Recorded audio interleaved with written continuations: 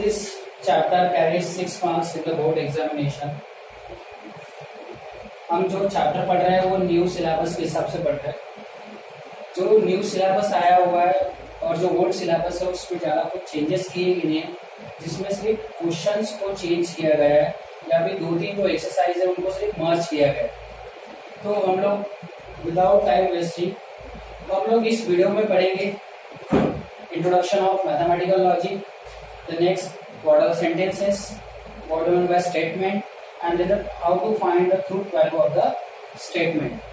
So introduction, mathematical logic is the Greek words derived from the logos, means reasoning. Our logic is also basic of all mathematical reasoning. अगर reasoning क्या होता है? It is the action of thinking. अगर जैसे हम सोचने की जो भी हमारी क्षमता होती है उसको हम क्या बोलेंगे? Logic.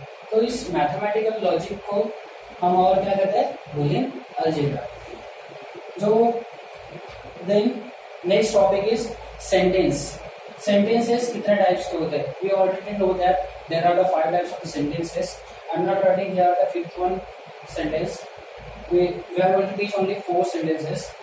The first sentence is assertive sentence, second one is imperative sentences, third one is exclamative sentences and the fourth one is interrogative sentences. इस तरह के 4 तरह के हमारे क्या होते हैं? सेंटेंसेस। एसर्टिव सेंटेंसेस कहाँ से स्टार्ट होता है? जिसकी कंस्ट्रक्शन ऑफ सेंटेंस होता है subject plus verb plus object. उसी तरह से इंपरेटिव सेंटेंस में क्या होता है? जिसमें हम लोग क्या करते हैं? Order, request, command, advice. अगर इस तरह से अगर आपको कोई किसी सेंटेंस में देगा जिसमें ऑर्डर, रिक्वेस्ट, कमांड और एडवाइस, तो उस सेंटेंस को क्या बोलेंगे हम? Imperative sentence. उसी तरह से एक्सक्लेमेटरी सेंटेंस में क्या होता है? अगर मुझे अपने क्या करना है, जो भी फीलिंग्स है उसको अगर सडनली शो करना है तो उस सेंटेंस को हम क्या बोलेंगे? Exclamatory sentence. एक्सक्लेमेटरी को पहचानने के लिए और एक सबसे इम्पोर्टेंट होता है कि अगर आप इस सेंटेंस के लास्ट में आपको अगर इस तरह का साइन दिखाई दे तो उस सेंटेंस को क्या बोलेंगे? Exclamatory sentences. जरूरी नहीं है हर बार ये जो साइन है हमेशा लास्ट में आए। देन उसके बाद होता है interrogative sentences. What are the interrogative sentences? Interrogative sentences means directly we can ask the question to us. यानी हम क्या करते हैं? किसी को क्वेश्चन पूछते हैं। जैसे हम क्वेश्चन पूछते समय यहाँ पर 2 तरह के हम क्या करते हैं? वर्ड्स यूज करते हैं। तो WH क्वेश्चन से स्टार्ट होगा, तो क्या होगा? वो वर्बल क्वेश्चन से स्टार्ट होगा। अगर किसी सेंटेंस का स्टार्टिंग WH क्वेश्चन या वर्बल क्वेश्चन से हो तो उस सेंटेंस किससे बिलोंग करेगा? इंटरोगेटिव सेंटेंस है। और इसका एंड किससे होगा? क्वेश्चन मार्क से। एसर्टिव सेंटेंस का जो एंड होता है वो किससे होता है? फुल स्टॉप से। इंपरेटिव सेंटेंस का भी फुल स्टॉप किससे एंड होता है? फुल स्टॉप से। यानी हम लोगों ने इसमें देखे कि 4 तरह के सेंटेंस होते हैं, एसर्टिव, इंपरेटिव, एक्सक्लेमेटरी और इंटरोगेटिव। ये हम लोग क्यों पढ़ रहे हैं इसका आपको समझ में आएगा जब हम इसको एग्जाम्पल सॉल्व करेंगे। क्योंकि हमको सबसे पहले वहां पर आइडेंटिफाइड करना पड़ता है कि कौन सी तरह का सेंटेंस हमें उस क्वेश्चन में दिया हुआ। Then after that we are going to discuss statement. What do you mean by statement? The statement is a declarative sentence which is either true or false but not both simultaneously is called as a statement in logic. इसका मतलब क्या होता है? अगर कोई sentence दिया रहेगा उसमें डिक्लेरेटिव मीन्स क्या होता है? डिक्लेरेटिव का ही मीनिंग होता है असर्टिव। डिक्लेरेटिव मीनिंग क्या होता है? असर्टिव। अगर कोई सेंटेंस में हमको डायरेक्टली बताया है कि वो एक तो ट्रू हो सकता है, फॉल्स हो सकता है, दोनों एक साथ नहीं हो सकते, बट नॉट बोथ साइमल्टेनियसली। एक तो जो स्टेटमेंट दिया रहेगा वो तो ट्रू दिया रहेगा नहीं तो फॉल्स। यहाँ पर मैंने यूज किया वर्ड डिक्लेरेटिव। डिक्लेरेटिव का मतलब होता है असर्टिव। अगर जो सेंटेंस असर्टिव है और वो एक तो ट्रू रह सकता है नहीं तो फॉल्स रह सकता है, आपको सिर्फ इसी के ऊपर ध्यान देना है कि जो स्टेटमेंट होता है अगर वो असर्टिव सेंटेंस ही रहेगा तभी जाके वो क्या बोलेंगे? स्टेटमेंट। इसका मतलब क्या है? जो यहाँ पर हम लोगों ने 3 सेंटेंसेस पढ़े, अगर ये सेंटेंस आपको क्वेश्चन में दिखाई देता है तो वो क्या नहीं होंगे? स्टेटमेंट। यानी क्या नहीं होंगे? ये not statement. Only assertive sentence is a statement.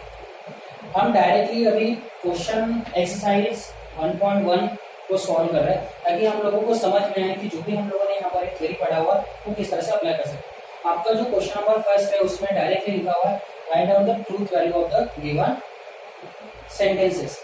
यानी आपको कोई सेंटेंस दिया है और उसका हमें क्या करना है, ट्रूथ वैल्यू पहचानना है। सबसे पहले हम लोग जब भी क्वेश्चन स्टार्ट करेंगे, सबसे पहले वहां पर डिसाइड कर लेंगे कि ये सेंटेंस है या नहीं है। अगर वो सेंटेंस इंपरेटिव, एक्सक्लेमेटरी, इंटरोगेटिव होंगे तो डायरेक्टली वो स्टेटमेंट होगा क्या, नहीं।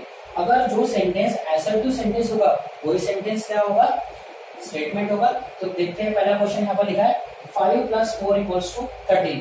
वैसे तो 5 + 4 = क्या होता है, 9 होता है, लेकिन यहाँ पर क्या लिखा है 5 + 4 = यहाँ पर क्या लिखा है 13। इसका मतलब 5 + 4 9 होता है, लेकिन यहाँ पर 5 + 4 13 लिखा है। ये तो देखो ये सेंटेंस तो है, लेकिन ये ट्रू है क्या, नहीं। तो ये क्या, इसको क्या लिखेंगे हम, फॉल्स। तो किस तरह से लिखेंगे, हमको लिखना इसी तरह से, it is a statement which is false. क्या है ये, फॉल्स है, which is false and its truth value is आपको इसी तरह से हर क्वेश्चन को सॉल्व करना है। The next one is x - 3 = 14. Here you can see x - 3 = 14. यहाँ पर आप लोग देखेंगे यहाँ पर कोई वेरिएबल आया है, यहाँ पर हमने कोई स्पेसिफिक आपको नंबर दिया है, कोई स्पेसिफिक वैल्यू दिया है क्या। अगर यहाँ पर मैंने 9 - 3 = 14 लिखा तो ये स्टेटमेंट कहलाता है, लेकिन यहाँ पर x लिखा है, कोई यहाँ पर x को 15 पकड़ेगा, कोई यहाँ पर 14, कोई यहाँ पर 11।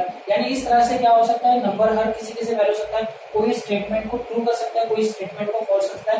यानी एक ही सेंटेंस में क्या हो रहा है, ट्रू और फॉल्स, ऐसे दोनों स्टेटमेंट हो सकते हैं। तो ये सेंटेंस को हम क्या बोलेंगे, ओपन स्टेटमेंट। क्या बोलेंगे उसको, ओपन स्टेटमेंट। यानी जिस सेंटेंस में आपको वेरिएबल दिखाई देता है, जिसकी वैल्यू हमें स्पेसिफिक नहीं पता होगी, उस सेंटेंस को बोलेंगे ओपन स्टेटमेंट। तो इसको कैसे लिखेंगे, it is a statement with it is a open statement, it is a open statement, it is not a statement, है ना, it is a open statement। तो यहाँ पर लिखेंगे it is not a statement, it is not a statement। चलो देखते हैं next question. यहाँ पर लिखा है क्लोज द डोर। अभी मुझे बताइए कौन से टाइप का सेंटेंस है। डायरेक्टली आप लोग देख रहे हो क्लोज द डोर, यानी क्या करो, दरवाजा बंद करो। यानी मैंने क्या दिया, ऑर्डर दिया। यानी ऑर्डर कौन से सेंटेंस में ऑर्डर दिया जाता है, इंपरेटिव सेंटेंस में। अभी आपको पता है अगर इंपरेटिव सेंटेंस रहेगा तो क्या रहेगा, स्टेटमेंट रहेगा क्या, नहीं। तो उसको लिखते समय कैसे लिखोगे आप लोग, यहाँ पे लिखोगे it is a interrogative sentence, interrogative sentence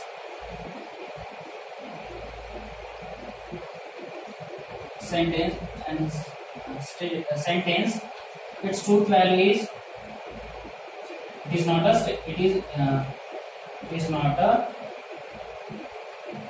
statement। Okay, तो इसी तरह से आपको बाकी के क्वेश्चंस भी सॉल्व करना है।